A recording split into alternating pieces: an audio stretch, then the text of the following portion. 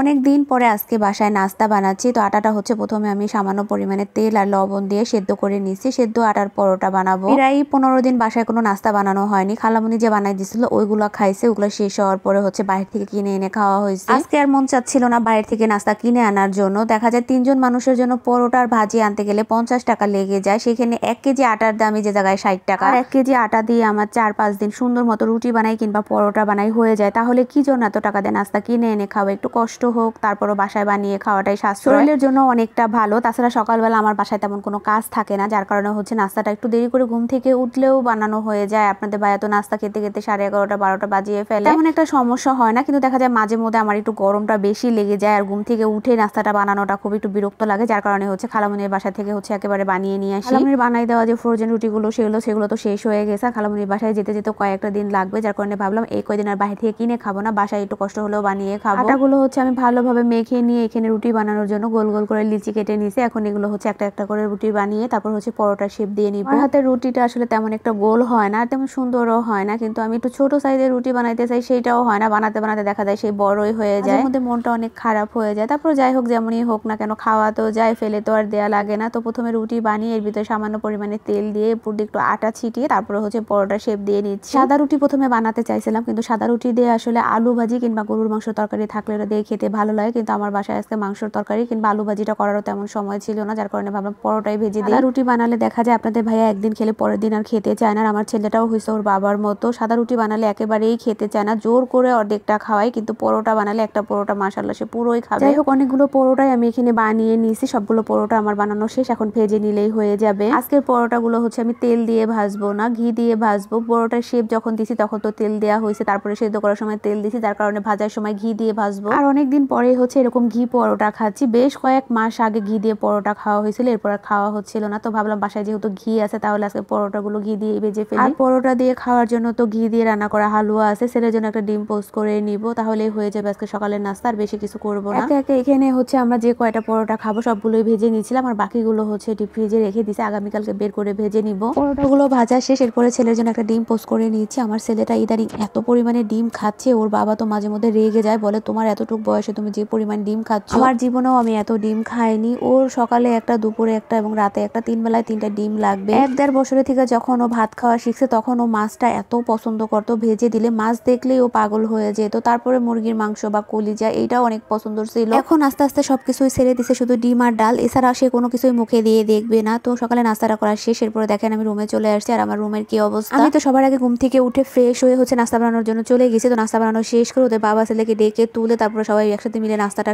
করে নিলাম। চলে আসছি আমি আমার রুমটা গুছানোর জন্য, বাকি রুমগুলো হচ্ছে পরবর্তীতে গুছাবো। আগে আমি আমার রুমটাই গুছিয়ে নিই। পুরা নাজেহাল অবস্থা। বাইরে মাশাআল্লাহ আজকে প্রচুর পরিমাণে রৌদ্র উঠছে, আমার জানালার পর্দাগুলো পর্যন্ত সরানো হয়নি। তো এখন হচ্ছে আমি জানালার পর্দাগুলো সরিয়ে নিই। আমার রুমের জানালা দিয়ে তেমন একটা আলো আসে না। আমার রুমে 2টা জানালা, দুটোটা রুমের পাশেই হচ্ছে 2টা বিল্ডিং, তারপর যতটুকু আসে অতটুকু দিয়েই হচ্ছে আমার চলে যায়। আমার রুমের ভিতরে অন্ধকার থাকলে তেমন একটা ভালো লাগে না, বা লাইটের আলোটাও বিরক্ত লাগে, যার কারণে আমি যতটুকু আলো আসে অতটুকুই আমি অনেকটা খুশি। আর আমি সবসময় চেষ্টা করি আমার রুমের জানালার থাই এবং পর্দাগুলো সরিয়ে দেই। রুমের ভিতরে সারাদিন যতটুকু আলো আসে অতটুকুই আমার কাছে ভালো লাগে। প্রয়োজন ছাড়া আমার রুমের ভিতরে লাইট জ্বালাইলে আমার বিরক্ত লাগে। আমি রাতের বেলাও দেখা যায় অনেক সময় লাইট অফ করে টিপি ছেড়ে রেখে দেই। ওই টিপির আলোতে যতটুকু আলো হয় ওই আলোটাই আমার কাছে বেশি ভালো লাগে। গোছানো শেষ করে চলে আসছি রান্নাঘরে। নাস্তা বানানো তো খাওয়া হয়ে গেছে, 1 ঘন্টা প্রায় হয়ে আসছে, কিন্তু আমার রান্নাঘরের অবস্থা দেখেন, একবার থালা বাটি ঠাটি দিয়ে সবকিছু একবার এলোমেলো হয়ে আছে। এগুলো হচ্ছে আমি এখন গুছিয়ে থালা বাটিগুলো ধুয়ে রান্নাঘরটা পরিষ্কার করে নিব। যদিও তেমন একটা থালা বাটি জমেনি, সকালবেলা নাস্তা খাওয়ার পরে যা কিছু হয়েছে অতটুকুই। গতকালকে রাত্রে খাওয়ার পরে যে থালা বাটিগুলো ছিল সেগুলো আমি রাতের বেলায় ধুয়ে ফেলছি, যাতে সকালবেলা তেমন একটা কষ্ট না হয়, কারণ একেবারে অনেক থালা বাটি জমে গেলে ধুতেও বিরক্ত লাগে। এজন্য আমি যখন এটা তখনই সাথে সাথে ধুয়ে ফেলি। রাতের কিছু ভাত ছিল সেগুলো একটা বাটির মধ্যে বেড়ে হচ্ছে পাতিলাটা খালি করে ফেলতেছি ধোয়ার জন্য। আর এই পাতিলাটা গতকালকে হচ্ছে আমি কিনে নিয়ে আসছি। আমার বাসায় এর থেকে ছোট আর এর চাইতে বড় পাতিলা আছে, কিন্তু এই সাইজের পাতিলাটা ছিল না। তো অনেকদিন ধরেই ভাবছি একটা পাতিলা কিনে নিয়ে আসবো, পরবর্তীতে কালকে নিয়ে আসছি কিনে। গতকালকে আসলে মাছ বাজার, সবজি বাজার সবকিছু উঠানো হয়েছে, ওই সময় হচ্ছে পাতিলাটা কিনে আনা হয়েছে, কিন্তু আমার ভিডিও করা হয়নি। কালকে একেবারেই মন চাচ্ছিল না ভিডিও করতে, মোবাইল হাতে নেই।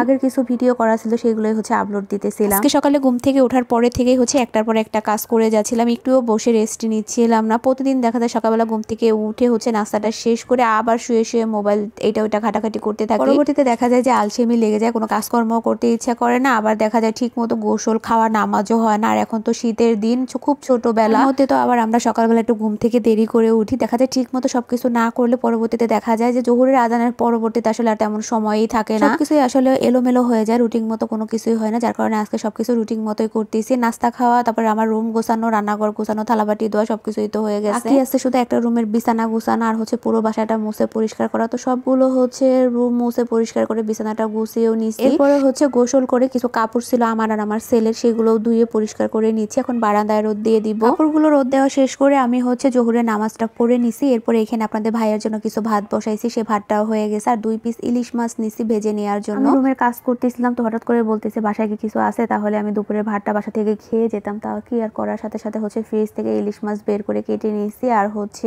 ভাতও বসিয়ে দিছি। ভাত যতটুকু আছে ওইটা দিয়ে আমার আর আমার ছেলের হয়ে যাবে, আপনাদের ভাইয়ার হবে না, যার কারণে ওর জন্য রান্না করে নিছি। আর গতকালকে রাত্রে মুড়ো দিয়ে বড় সরপুঁটি মাছ দিয়ে রান্না করছিলাম আর হচ্ছে বেগুন ভাজি, করলা ভাজি করছিলাম, সেগুলো হচ্ছে আমি এখানে ফ্রিজ থেকে বের করে গরম করে নিচ্ছি। শুধু তো এগুলো দিয়ে আর খাবে না, যার কারণে ওর মাছটাও একটু ভেজে নিলাম। এরপর আমরা সবাই মিলে এখানে দুপুরের খাবারটা খেয়ে নিচ্ছি। আপনাদের ভাইয়া খাচ্ছিল আর আমি আমার ছেলেকে খাইয়ে দিচ্ছিলাম। ফ্যামিলির সবাই মিলে এইভাবে খেতে বসলে অনেকটা ভালো লাগে, কিন্তু সবসময় আসলে এই জিনিসটা হয়ে ওঠে না ব্যস্ততার কারণে।